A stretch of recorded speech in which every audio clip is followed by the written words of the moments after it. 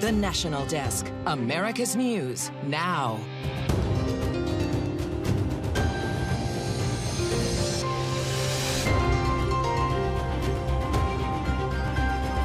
This is a complex investigation. Our investigators have been on scene consistently since this accident. Electrical blackouts now in question. New details from the site of the Baltimore bridge collapse, from the cleanup to the reconstruction. I could have been right across from that door. Flyer fears, from the sky to the runway. High-profile problems with airplanes have some passengers on edge. What they're doing about it.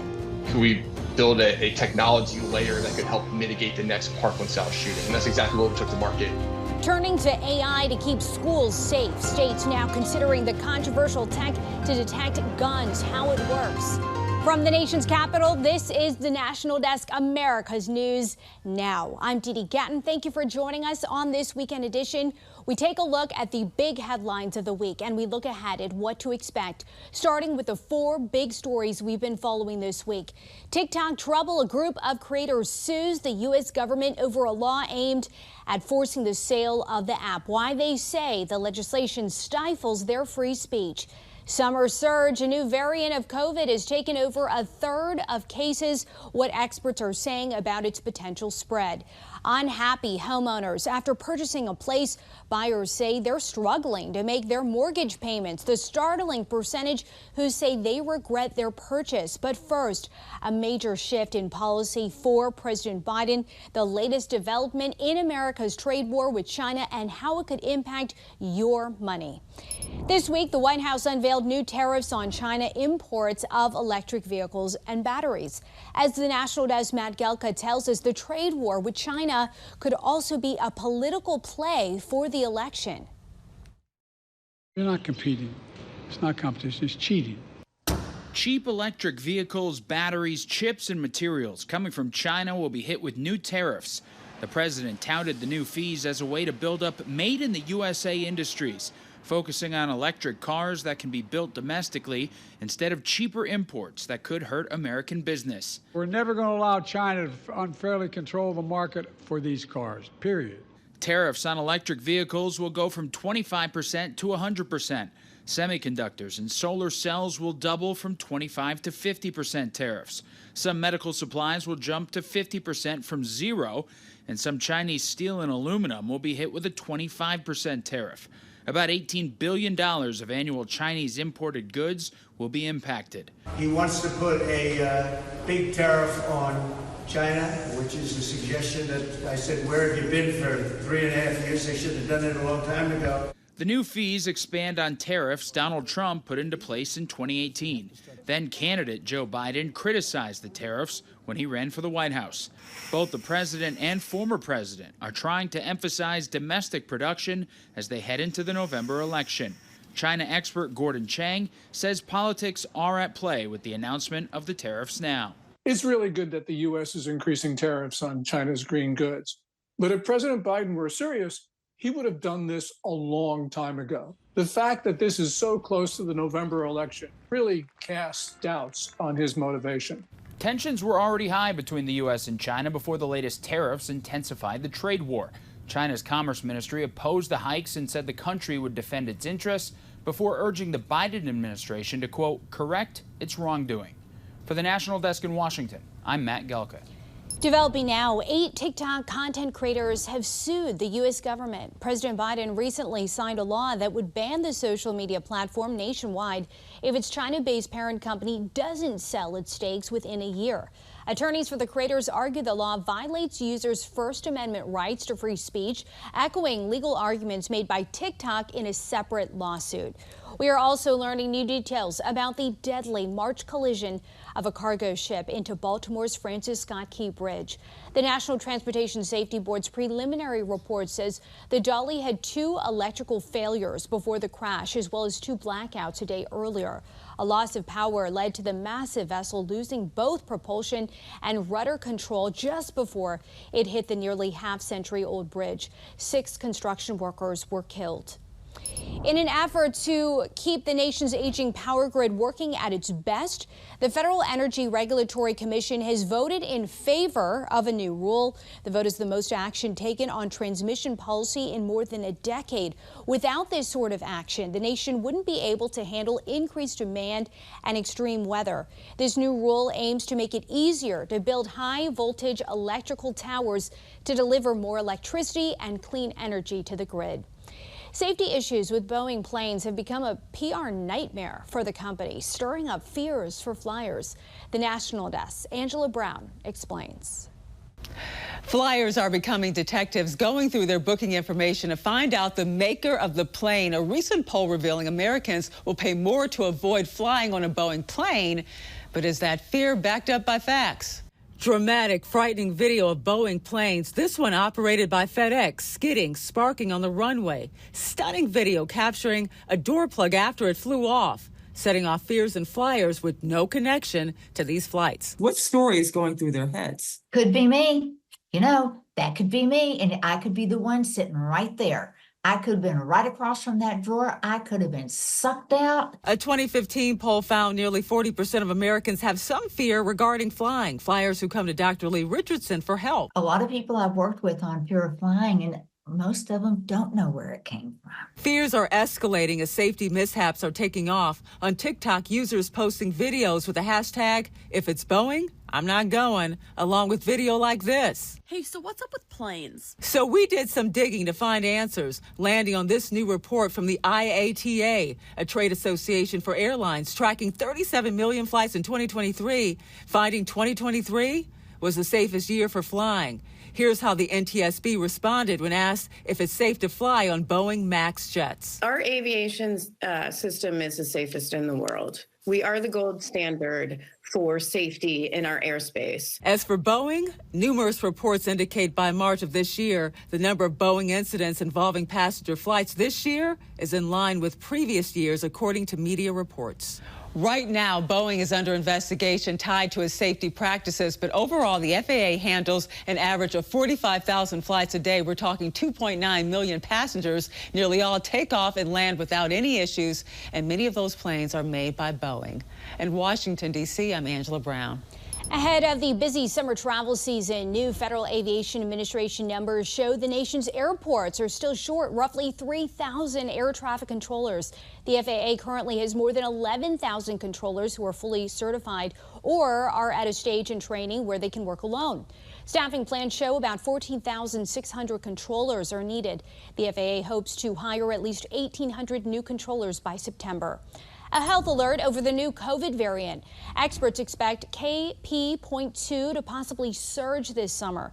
New CDC data shows this variant makes up nearly 30% of infections. Experts say the variant has 3 more mutations, which could make it easier for the virus to escape protections from both vaccinations and previous infections. British fuel cell company Intelligent Energy unveiled a new hydrogen fuel cell system that is smaller and more powerful than anything on the market and could help achieve a zero-emission future. And with Courtney from the Fact Check team, it seems like, every day we are hearing about new advancements in this type of technology. Right. Let's talk about hydrogen vehicles. How do they work? So they actually use the same kind of electric motor to turn the wheels that a regular electric car does, but how they're powered is different. According to the U.S. Department of Energy, instead of only using a battery that can be charged, a hydrogen car essentially has its own power plant called the fuel cell that uses hydrogen and oxygen from the air to turn energy into electricity, and they only emit water vapor and warm air. And are they sold here in the U.S.? They are, but they aren't super popular. In total, there have been around 18,000 sold, all in California, which is 16% more than a year ago. But Japan and South Korea are really dominating, representing more than 90% of the market combined, which makes sense because the 2 models being produced are the Hyundai Nexo and the Toyota Mirai.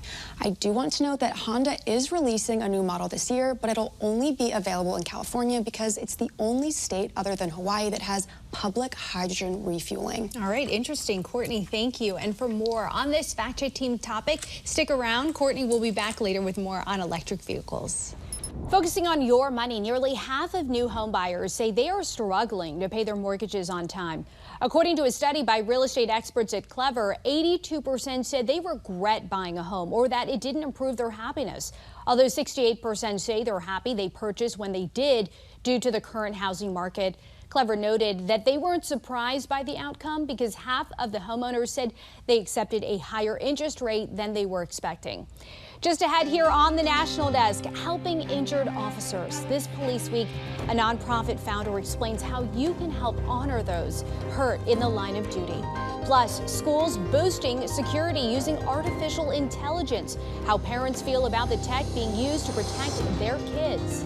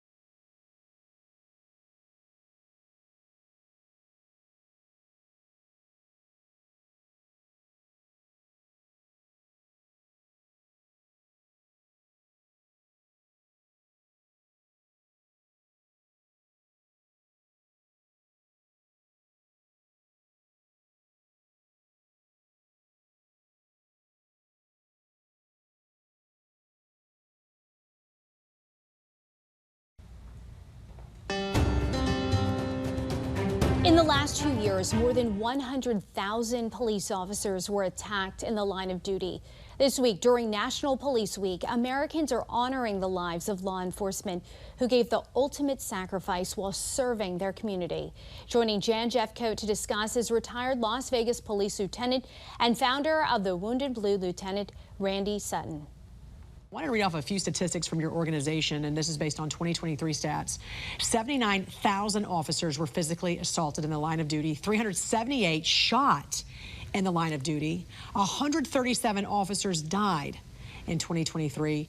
This is approximately 3 to 5 times the number of officers killed in the line of duty also will die from suicide. Talk about why we are seeing this level of assault on our officers now, as well as this horrible high suicide rate. Yeah, there are many factors involved. The reality is this, that the dehumanization of law enforcement that's taken place over the last few years, the defunding of law enforcement, and the demonizing of law enforcement by political elites, by the media, and by, quote, activists, unquote, who have really pushed a policy, if you will, of not supporting law enforcement in meaningful ways. And what this means is that law enforcement officers are actually afraid to defend themselves. Now, that's a frightening concept. My organization, the Wounded Blue, helps injured and disabled officers across the country. And the number that we saw is so startling. That number of 79,000 law enforcement officers being physically assaulted in 2023 is a sharp increase from previous years. And many of these attacks wind up in disabling injuries or serious injuries, which can have dramatic effects on the life and on the mental and physical well-being of these law enforcement officers. Yeah, and also their families as well. I mean, you're a 34-year law enforcement veteran. You've been recognized as one of the most highly decorated officers in the Las Vegas Metropolitan Police Department history. I know you've trained thousands of law enforcement officers. What needs to be done to recruit and retain police officers and really get crime under control here in America? Well, in order to get crime under control, it means the political leadership has to take it seriously. What they've been doing over the last number of years is literally decriminalizing many either legitimately and statutorily controlled environments, like changing the laws that would decriminalize. But also, you have rogue district attorneys across this nation that simply refuse to prosecute criminality.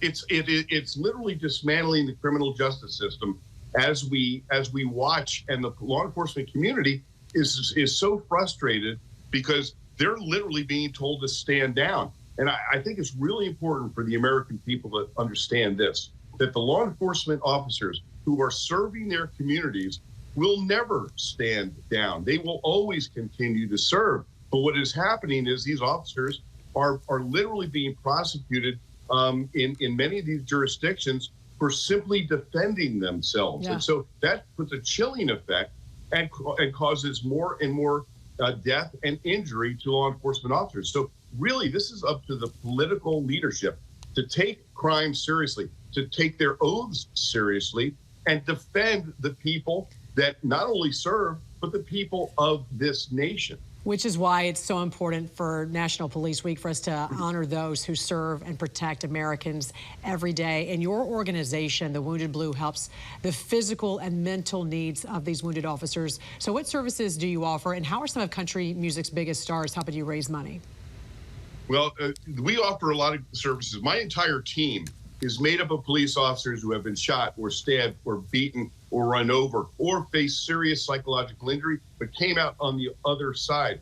We all hear the words post-traumatic stress disorder. It doesn't have to be a disorder. It is post-traumatic stress injury. And like any other injury, it can be fixed. And that's what my organization does. We provide peer support for other injured officers. We get them into treatment. Everyone's journey is different, but they don't have to walk that journey alone. That's what the Wounded Blue is all about. And the country music community has stepped up, especially during Police Week. You can see behind me, there's a guitar.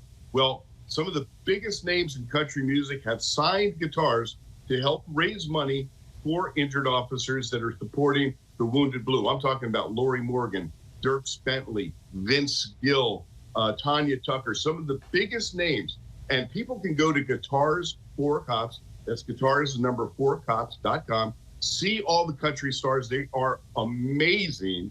And they're standing up for law enforcement. They're saying, you know, we've had enough. We're going to show the people that serve our communities behind a badge that we support them. So my thanks to the country music community for supporting the law enforcement community. Guitars for Cops. All right. Hopefully we'll have a link on our website as well, guitarsforcops.com. And retired Las Vegas police lieutenant and founder of the Wounded Blue, Lieutenant Randy Sutton. An honor talking to you this morning. Thank you, sir. Thank you so much. This week, Ohio Governor Mike DeWine signed a bill into law that looks to restrict students' cell phone use in schools. Now, this bill requires schools to have a policy on limiting the use of the devices by July 2025. The governor says teachers have told him phones are distracting to students and detrimental to learning. Critics argue phones could be necessary for safety reasons. Look, I think we still have schools that have cell phones in there, and this is another way to say, please look at this again. If something were to happen, if these kids had devices on them, then they would be able to call for help. There are some exceptions. Cell phones will be allowed if the device is being used as a learning tool or if it's needed to monitor a student's health. Some schools across the nation are now turning to artificial intelligence to prevent a school shooting. The National Desk Jeff Harris explains. We've seen schools bulk up security and even add police officers to try and prevent the next tragedy. And now some schools across the United States are turning to AI technology to detect weapons before it's too late. Kivel Stasic has an 8-year-old daughter in public school in New Jersey. She says she would be all in if her daughter's school wanted to boost security with AI. It's a persistent problem, and we have it on our minds. In 2019, gun violence in the United States became the leading cause of death among children for the first time ever. And it would instill a sense of security for me as a parent, that there is a proactive system in place. For hundreds of schools across the country, that proactive system has been AI technology, and one company called ZeroEyes is leading the charge. Could we build a technology layer that could help mitigate the next Parkland South shooting? ZeroEyes uses AI with existing security cameras to identify visible guns, not concealed or in a bag. If verified as a legitimate threat, an alert is sent to the school and local law enforcement within seconds. I think our software is live across K-12 school districts in at least 35 states right now. But not everyone is a fan of using AI or has the money to buy it, which is why states like Kansas are looking into establishing grants for schools. We have a sort of a very focused and dedicated client base and fan base within Kansas that recommended that we go talk to legislatures. And I would much prefer that my tax dollars do go into funding something like this, granted that it does work the way we want it to work. And what Stasek means by that is taking privacy into consideration, something Carol tells us ZeroEyes does.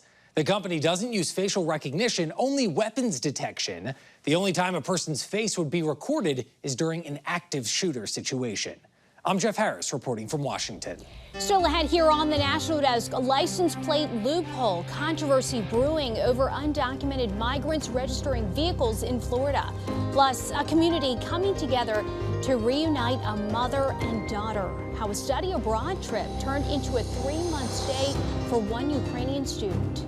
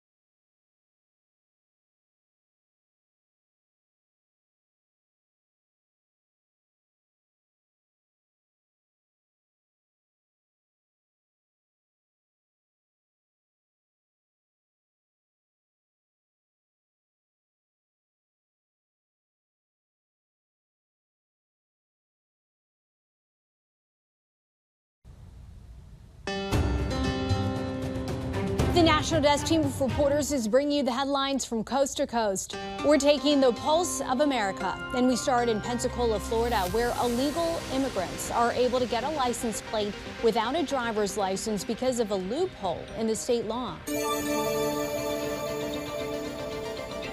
Tax collectors are reporting an influx of illegal immigrants obtaining passports at Mexican consulates in Orlando and Miami. The issue has reportedly prompted top lawmakers in the state to seek answers. What Senator Scott and Congressman Gates have committed to trying to determine is if there is that uptick at the Mexican consulates in Orlando or Miami, issuing brand new passports to people here in the state. And if something along those lines is occurring, what the federal government needs to do to address it. But we're creating this situation where these folks are incentivized to be driving on the roads without a license. The second they get pulled over by a law enforcement officer, they will be criminally prosecuted. It's not against the law for illegal immigrants to own property, including vehicles in the U.S., though Andrade says this loophole allows someone to bypass normal requirements, appearing to be legitimate. In Austin, Texas, as part of National Prevention Week, the city is increasing the supply of overdose response kits after 9 people died this month. The Travis County judge says overdoses can happen to anyone. If you're not taking a drug that is from a pharmacy that you got from like Walgreens or whoever and has your name on it, there's a risk that there's fentanyl in it. These kits are available for free at some public libraries and nonprofits, or you can also buy them from local drugstores. To Lemoore, California, where the community is raising funds for a Ukrainian student to help reconnect with her mother. A 10-month trip in the U.S. as an exchange student turned into 3 years for Lisa Yukno. All of this is just so I can see my mom, I'm not gonna lie, because I couldn't see her for 3 years and I don't know when I'm gonna see her again. Heartbreaking, Yukno's host family is hoping to reunite the mother and daughter before Christmas. Up next, here are the stories going viral this week on our website, from the popular chain restaurant shuttering 50 locations to a new orca attack off the coast of Morocco.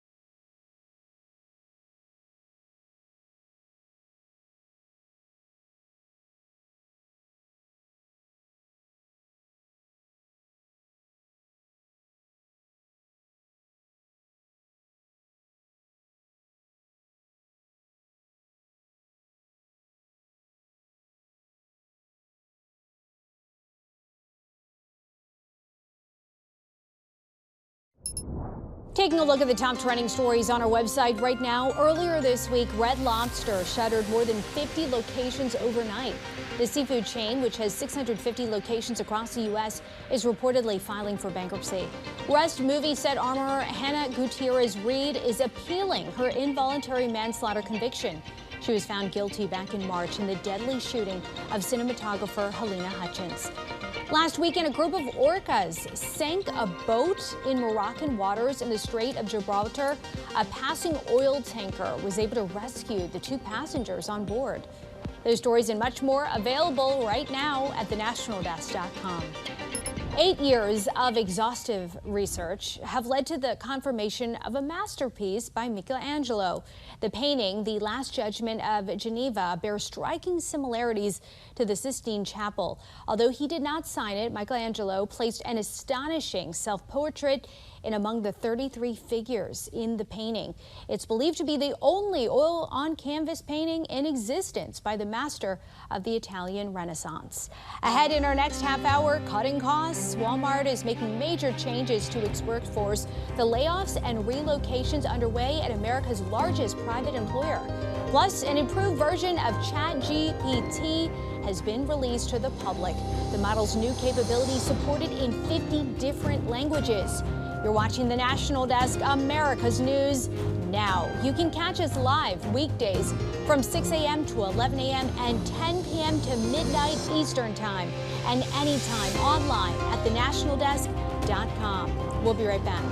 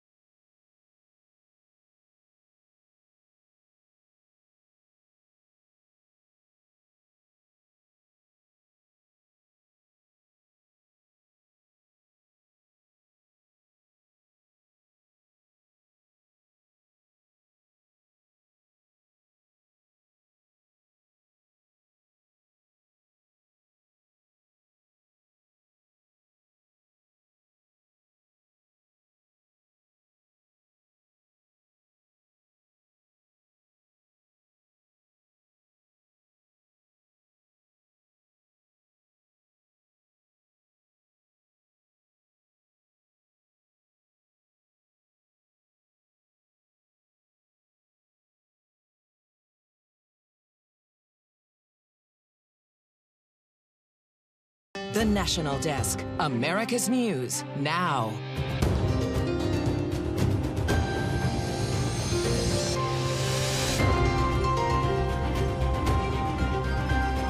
It is a further step towards legitimizing what has been an absolute travesty. Security fight. The border legislation one party is toying with reviving just months before Election Day. Congress can't and won't solve every challenge AI presents today, but we can lay down a base. Congress making progress on AI policy. The roadmap released by a bipartisan group of senators. And later, Biden facing backlash over an expansion of Title IX. What both sides are saying about new protections for LGBTQ students. From the nation's capital, this is the National Desk, America's News Now. I'm Dee Dee Gatton, and on Thursday, the Biden administration launched a new fast-tracked asylum system for single adults who illegally crossed the southern border headed for one of 5 major cities. The federal government says the system would allow them to more quickly reject and deport people not able to prove sufficient fear of persecution in their home country. The border crisis remains a top issue for voters, and both sides aim to show they're the party that can fix it. Here's the National Desk, Kayla Gaskins. With November's election inching closer, Democrats refocusing efforts to address one of their perceived biggest weaknesses, the crisis at the southern border. Most Americans just want to see the border fixed, regardless of who does it. Senate Majority Leader Chuck Schumer bringing up the issue multiple times this week amid reports he'll soon bring back the failed border security package for another vote. As we all know, Donald Trump swooped in and told his MAGA supporters to kill the bill.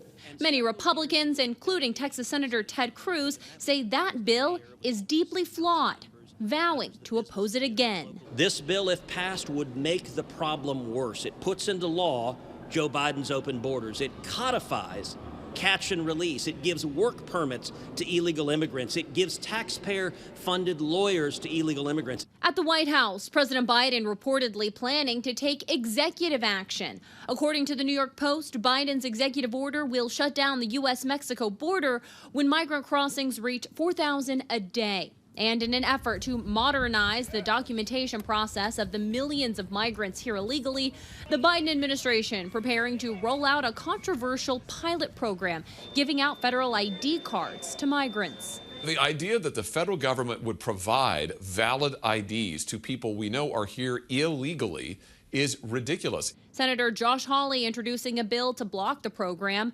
arguing it will only encourage more illegal migration. It is a further step towards legitimizing what has been an absolute travesty. 9 million illegals crossing this border just in the last 3 years. Chuck Schumer says the Senate could vote as early as next week on a border security bill. If that happens, a lot of negotiations will have to take place between now and then to get GOP senators on board. On Capitol Hill, I'm Kayla Gaskins reporting for the National Desk, America's News Now. Walmart is cutting hundreds of corporate jobs and asking remote workers to return to the office. In addition, employees in smaller offices are being asked to relocate to central hubs like the company's headquarters in Bentonville, Arkansas. Walmart is the country's largest private employer with 1.6 million workers within the U.S. Over the past year, the company has worked to cut costs, closing 3 tech offices and shutting down all 51 of its health clinics. People are spending more money, but it's coming at a cost. Debt. Delinquencies are up across all sorts of debt, from credit card to car loans and across all age groups.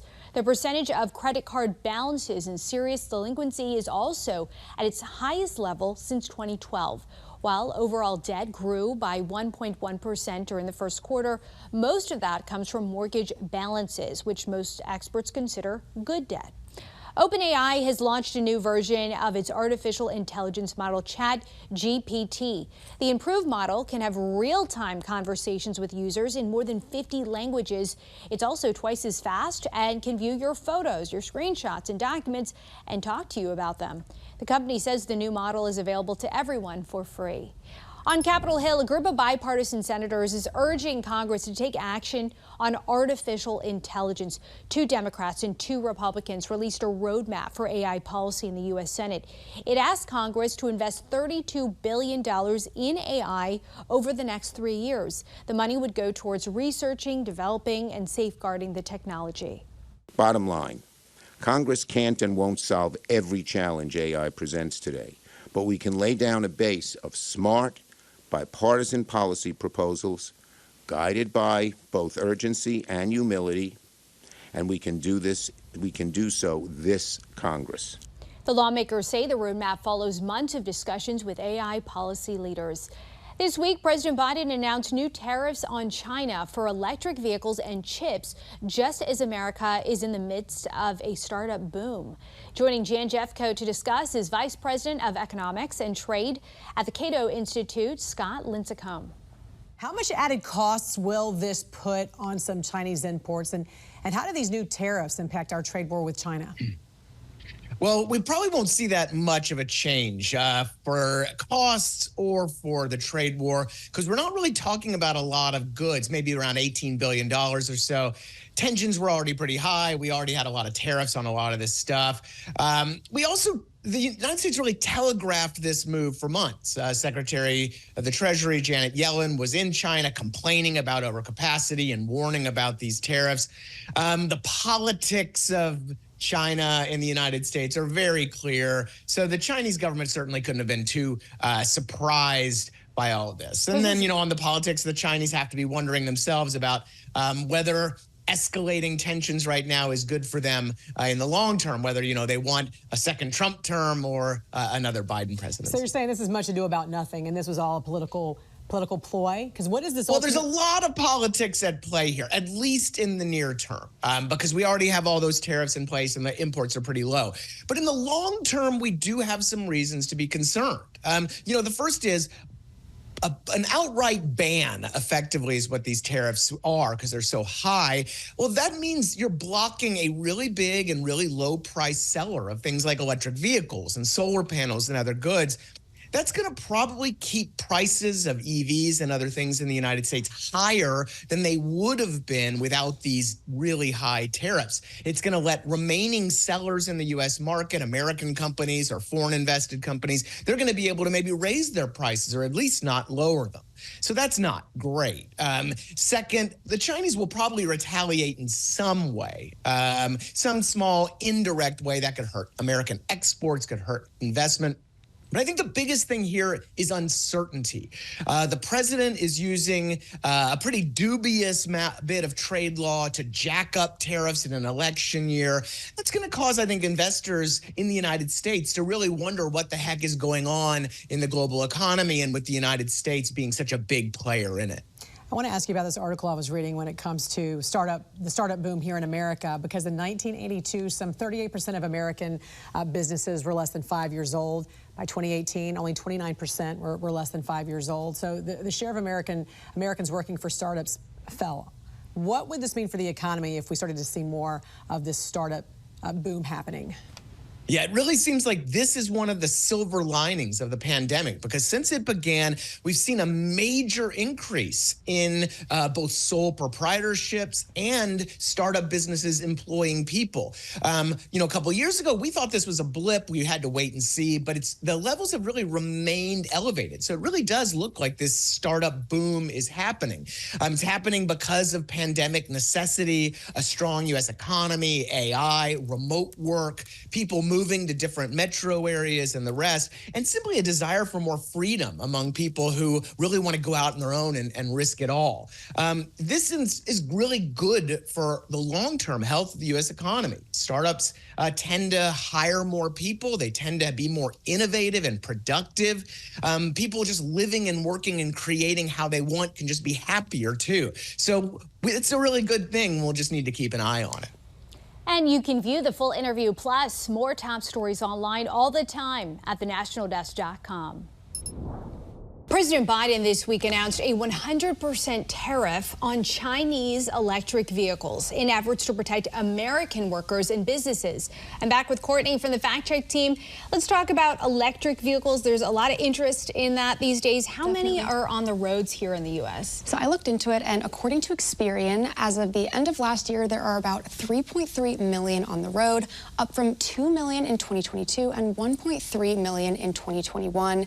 But to put things into perspective, that's still only 1% of all registered vehicles here in the U.S., which adds up to a total of 288.5 million.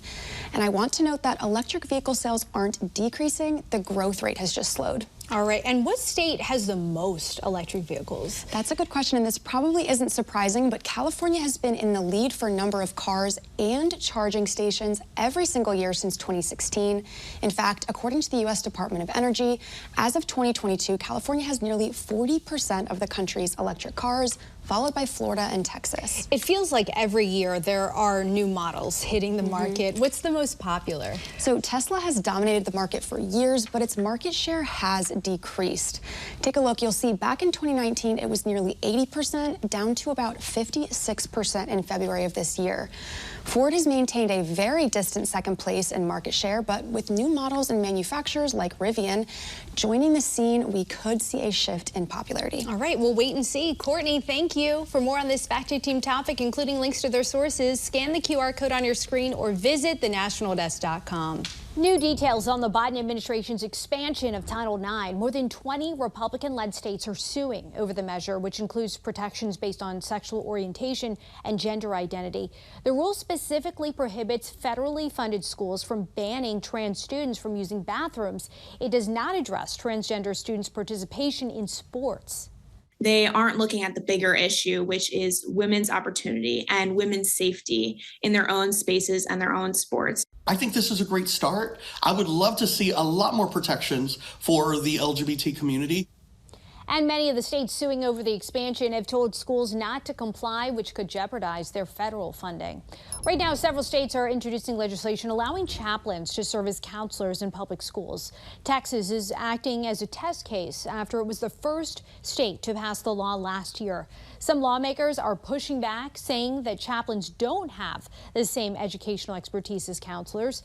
Others argue they give students more resources to choose from. To be a school counselor in Texas, you have to have a master's degree. Are we requiring that school chaplains have a master's degree in this bill? I don't believe so. I think we need to give our school districts every tool that we can in the toolbox with all that we've been experiencing with mental health issues and catastrophes and crises. The issue is also dividing chaplains. More than 200 signed a letter opposing chaplains in schools, while others believe they have guidance to offer. Still to come, our team of correspondents breaks down this week in Washington, from the upcoming presidential debates to Congress taking action at the border.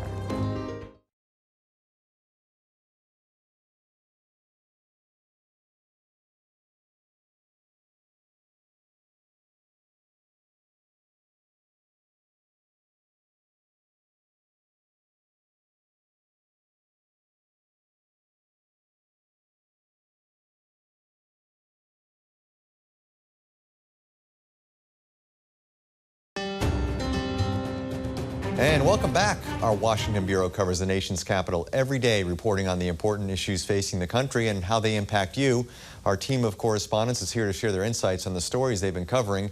Huge news in the battle for the White House. President Biden and former President Trump agreeing to 2 debates, with the first one in less than 6 weeks. National correspondent Christine Frizzell, how did this come about and what can we expect? Yeah, to think, Steve, just a week ago, we had no idea if there would be any debates. Now there are 3, 2 for the presidential candidates and 1 for the vice presidential candidates. Vice President Kamala Harris accepting an invitation from CBS News to take part against, well, we don't know, because Donald Trump hasn't told us who his running mate is. As far as those presidential candidates, it came about probably behind the scenes, but the way it played out in public was a video that President Biden posted and a response on Truth Social from President Trump, former President Trump, saying, yeah, I'll do it anytime, any place. So we do have times and places. We have June 27th, a debate that will be hosted in Atlanta by CNN, and then September 10th, one that will be hosted by ABC. These will be aired only on those networks, which is different from the past. Another major difference from the past has to do with cutting out the bipartisan commission on presidential debates. The candidates, the campaigns negotiating sort of directly with the networks. A lot of logistics still need to be worked out, and so we're going to be following those closely as we get closer. And one issue that is certain to be a focus during the debates is the crisis at the U.S.-Mexico border. National correspondent Kayla Gaskins. Less than 6 months from Election Day, and Senate Democrats are now pushing for legislative action. Yeah, Steve, so this is one of those issues that polling shows that Democrats are perceived as weak on. So now they're trying to bolster their strength with some actual moves. So this week, we're learning that Senate Majority Leader Chuck Schumer now reportedly has plans to revitalize the border security bill that failed earlier this year. GOP members tanking that bill, saying it actually didn't do anything to secure the border. Well, now Schumer says he wants to bring that bill back, that the bill actually does help secure the border. And it was only tanked because Donald Trump told Republicans to not support it. So we're tracking that, but we're also tracking moves out of the White House. There's reports that President Biden will issue an executive order that will shut down the U.S.-Mexico border when crossings top 4,000 illegal migrants a day. So that's something that we're keeping a close eye on. The White House has not publicly commented on that order, but we could expect to learn more about that soon. The Biden administration is also putting in place a new plan as a way to better track the migrants that are already here illegally. And there's millions of them right now, Steve. So they want to put this ID card in place where they issue essentially an ID from the federal government to these migrants in lieu of the papers that they were giving out before, thinking this will be a better system. That's getting a lot of pushback from Republicans who see it as a slippery slope. You give them an ID, next thing you know, they'll be able to use it to vote, they'll be able to use it to drive a car. Those sort of things are concerns that are brought up. So we'll see how that goes. But the vote in the Senate by Chuck Schumer on a new border security bill. Steve, we could see that as early as next. Another issue front and center during the presidential debates will be both candidates' age and mental fitness, an issue that came up during the investigation into President Biden's handling of classified documents. National correspondent Matt Galka, there was some news on that front this past week. Yeah, Steve, as we get deeper into this campaign season, about 6 months out from the election, but surely as we trek forward here, Republicans will try to make the president's mental fitness and acuity a big-time campaign issue. And that, of course, as you mentioned, that did come up this week because some House Republicans are trying to hold Attorney General Merrick Garland in contempt of Congress. And that's because of that special counsel report that came out earlier this year about President Biden's mishandling of those classified documents. Ultimately, he was cleared. But if you remember the big phrase from Robert Hers, the special counsel, if you remember the big phrase from that report is he was a well-meaning elderly man with a poor memory. Now, House Republicans would like the audio transcripts of the interview that the president did with the special counsel. They only have the written transcripts right now, and they say they need it to paint the total picture of how the president was doing, how he sounded, and they also question whether or not the transcript was accurate. The Democrats say this is just playing politics. You just want to use that audio for campaign messaging, especially as we get closer to the election. So whether or not they hold him in contempt of Congress remains to be seen, but the mental fitness and acuity question, those are going to continue to hound the president, especially as we get closer to November. Matt, Kayla, Christine, great reporting as always. Thanks for your hard work. Back to you. Coming up next here on the National Desk, America's News Now. A massive street takeover blocking traffic in Seattle. New video of the dangerous gathering of hundreds of cars and people. Plus, land dispute, Texas battling the federal government over control of an island along the southern border.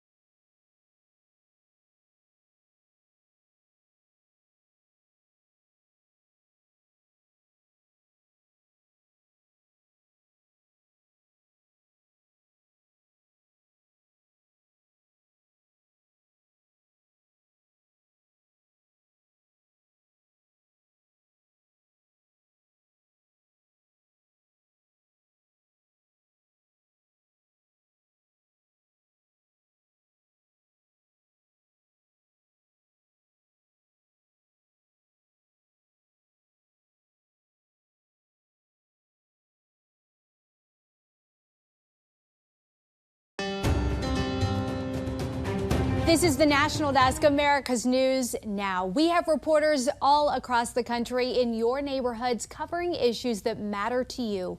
From Washington state businesses impacted by street racing to tax-free purchases in place at gun stores in Michigan. We're taking the pulse of America, but we start with the dispute over who owns an important piece of land along the Texas-Mexico border. This letter from a federal agency tells the state of Texas that the island is U.S. property and the state may have trespassed on it.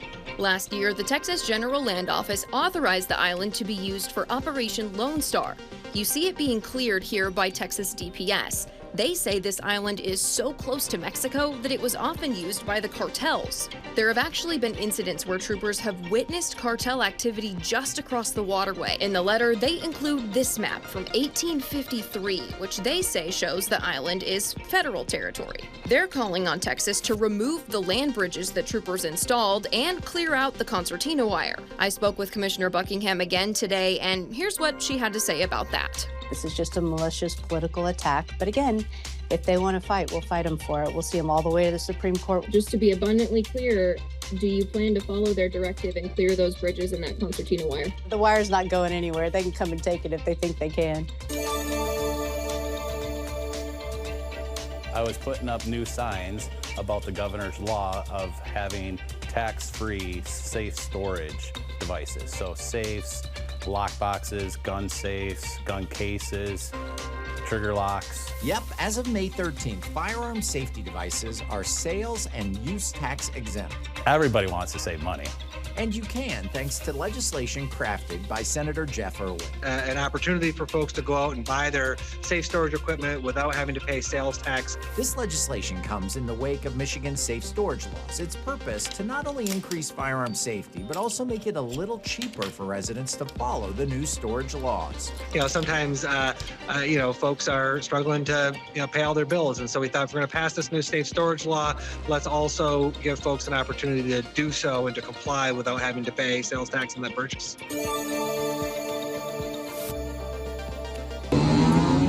Whoa, the cops are already on the scene and they're still going. Oh my God. Yo. Wait, that's crazy. 911 callers reported this street takeover where Elliott Avenue connects with Western Avenue in Seattle, right behind the Homewood Suites Hotel. The manager there tells me the takeover totally blocked anyone from coming or going from their parking garage. So I didn't come out because I ain't the type of guy that want to go out and participate in those type of activities, but I did hear the noise. Seattle police told us there were about 150 cars at this street takeover. I had no clue because it kept going high RPM. The crowd swelled to about 500 when officers arrived to break it up. I would say that if there's, people coming through the intersection, it is pretty dangerous. Still ahead here, the stories making headlines next week, from a vote over a controversial border measure in Arizona to the sentencing for a former Baltimore prosecutor.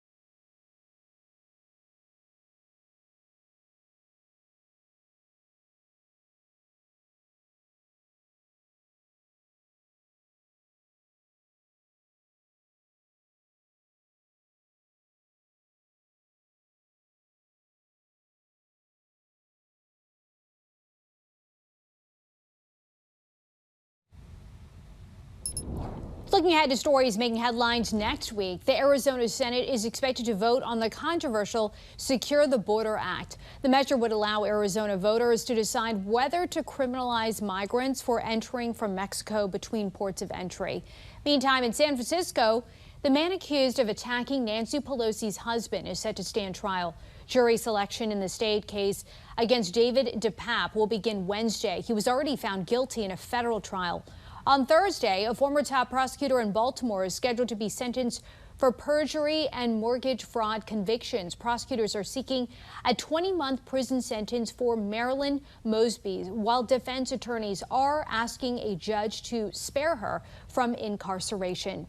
Streaming giant Spotify has been slapped with a cease and desist letter from the National Music Publishers Association.